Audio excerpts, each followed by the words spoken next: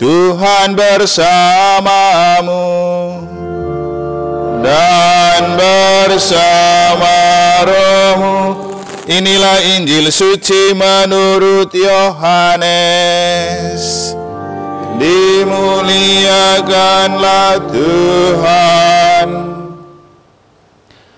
Dalam percakapannya dengan Nikodemus, Yesus berkata, "Janganlah engkau heran karena aku berkata kepadamu, kamu harus dilahirkan kembali.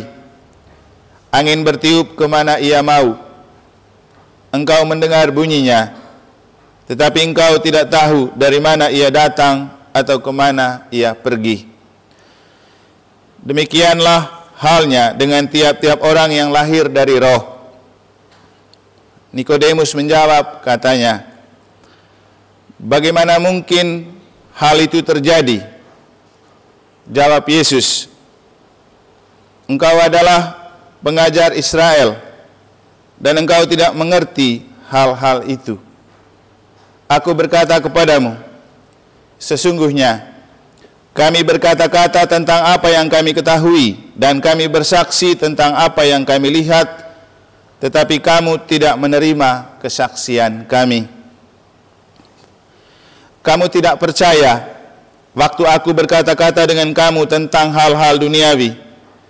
Bagaimana kamu akan percaya kalau aku berkata-kata dengan kamu tentang hal-hal surgawi?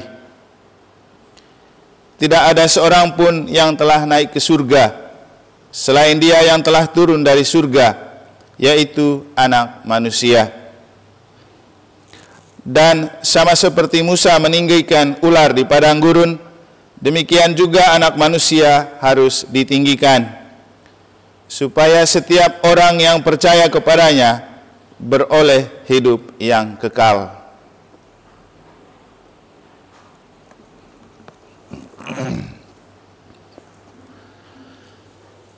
Demikianlah sabda Tuhan. Terpujilah Kristus.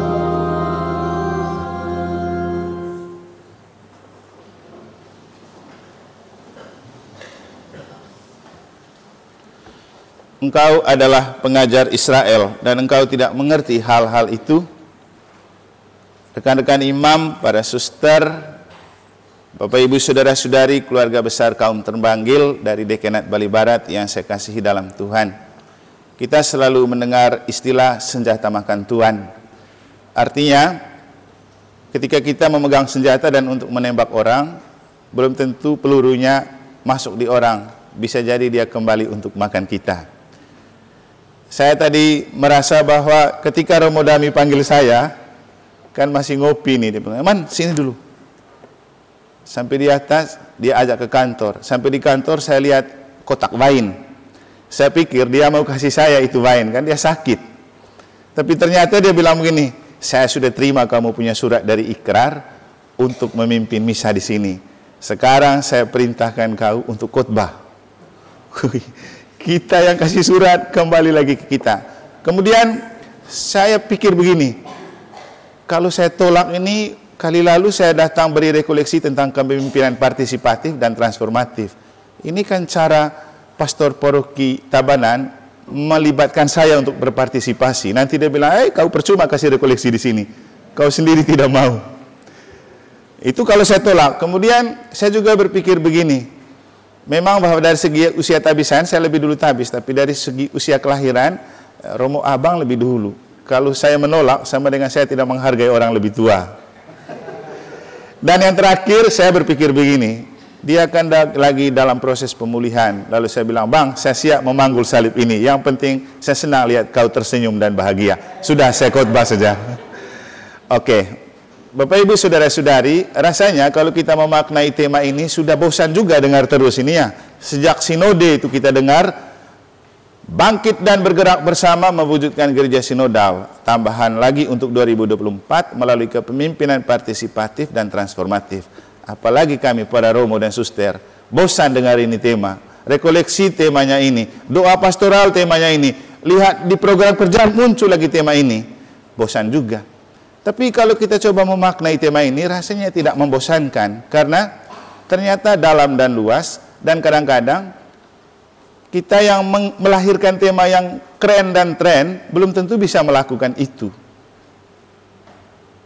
Nah, hari ini kita merayakan misa untuk para orang tua dan keluarga kaum terpanggil, bersama kami kaum terpanggil. Apa artinya kepemimpinan partisipatif dan transformatif untuk orang tua dan keluarga terpanggil dan untuk kami? Maka kalau kita maknai dalam konteks ini, kita harus sampai pada sebuah pemahaman bahwa bicara pemimpin bukan bicara jabatan.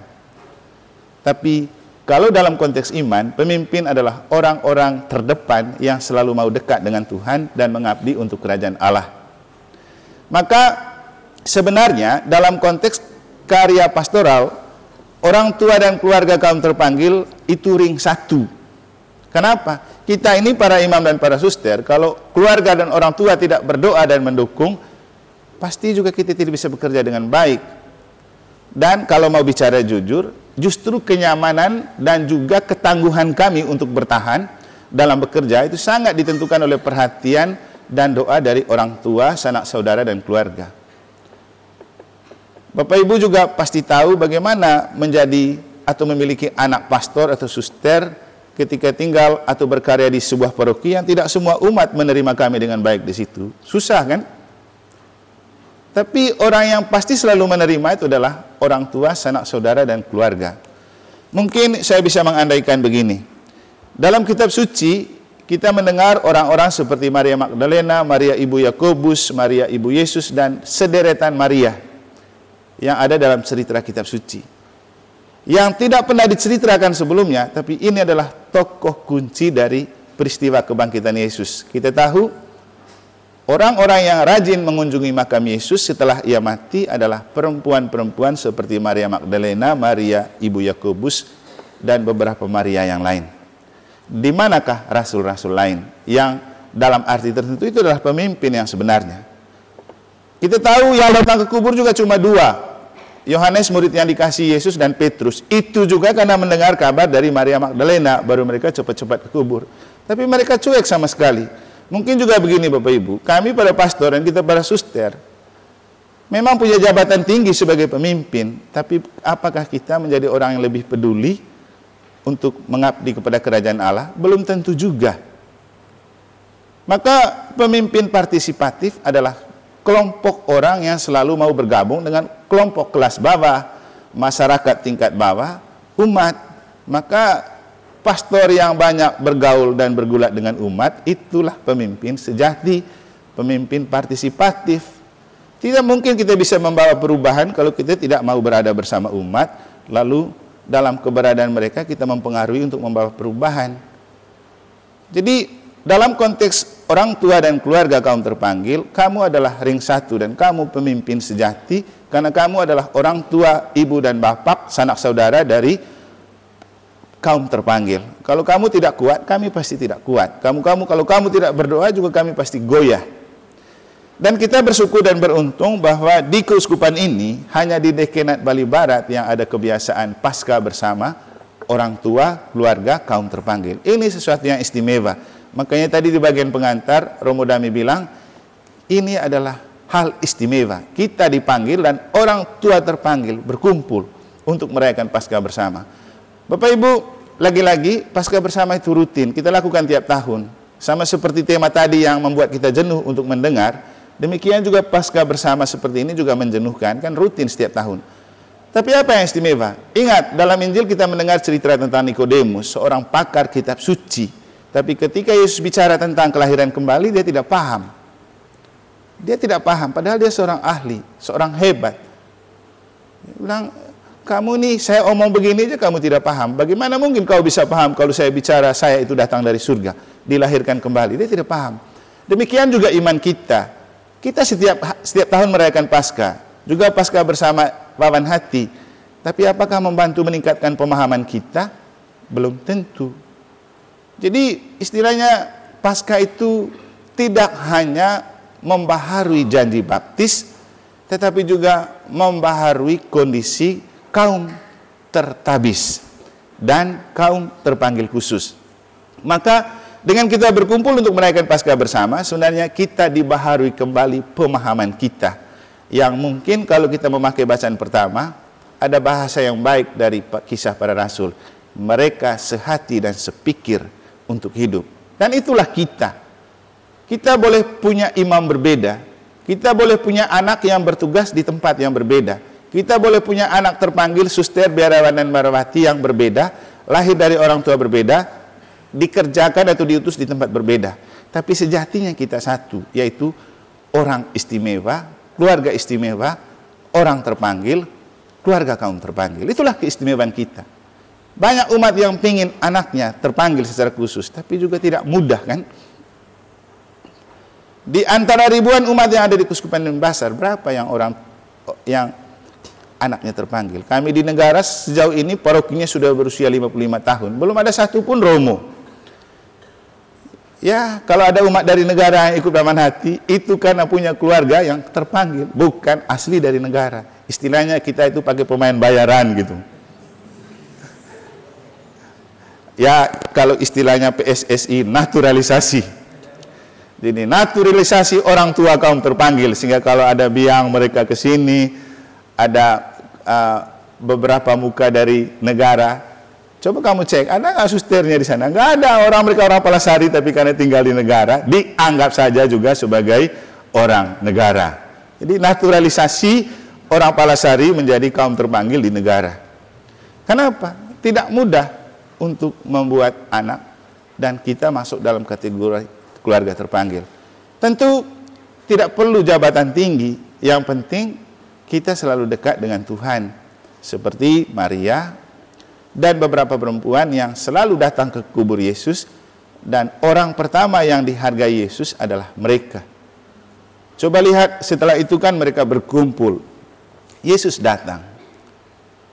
Beberapa saat lalu saya mengatakan di negara, coba kamu pikirkan baik-baik. Ketika para rasul sudah kembali melaut, melemparkan jala di laut, yang dalam arti bahwa melaut dan nelayan adalah profesi yang sangat profesional untuk mereka, karena Yesus merekrut mereka dari situ. Tapi kenapa bisa semalam suntuk tidak dapat ikan? Kan profesi mereka itu hebat. Mereka tahu itu kondisi laut. Mereka tahu caranya membuang jala untuk menangkap ikan banyak. Tapi kenapa malam itu mereka zong? Dan orang yang peduli siapa? Yesus. Tanpa mereka berdoa, tanpa mereka minta, Yesus datang untuk menyapa. Hei anak-anak, adakah kamu punya lauk pauk? Yesus tahu mereka punya jala sudah kosong. Terus mereka bilang, tidak ada Tuhan. Nah, sudah tebarkan jalamu ke sebelah kanan. Dapat 153 ekor. Dan yang lebih menarik lagi Bapak Ibu, para suster dan para romo, ini kalau kita di Rita Piret dulu ada istrinya pergi piknik setiap kali habis hari raya itu ya, ada Bapak Mudas lagi.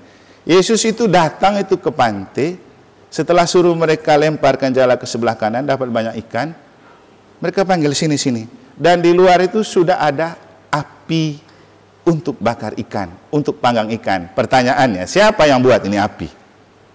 Kan tidak ada cerita Yesus bawa teman-teman, tidak ada Bapak Mudas, ya rumput Indonesia. Tapi apinya sudah ada. Artinya, seperti sedalam dan sedetil ini tuh Tuhan perhatikan orang-orang dekatnya. Jadi dibuatin api, lalu dia bilang, anak-anak bawa sini itu ikan, pangganglah, lalu kita sarapan. Kenapa seperti itu Yesus memperhatikan? Karena mereka itu adalah orang terpanggil, keluarga terpanggil, ring satu. Itulah pemimpin partisipatif dan transformatif yang sesungguhnya. Bukan kita romo yang punya jabatan tinggi dengan banyak sekali, bukan. Bapak Ibu yang selalu dekat dengan Tuhan, yang selalu mau mencari Tuhan, yang memberikan putra-putrinya untuk dekat dengan Tuhan, untuk bekerja dan berkarya bagi Tuhan dan kebun anggur Tuhan, seperti bahasa Romo Dami tadi.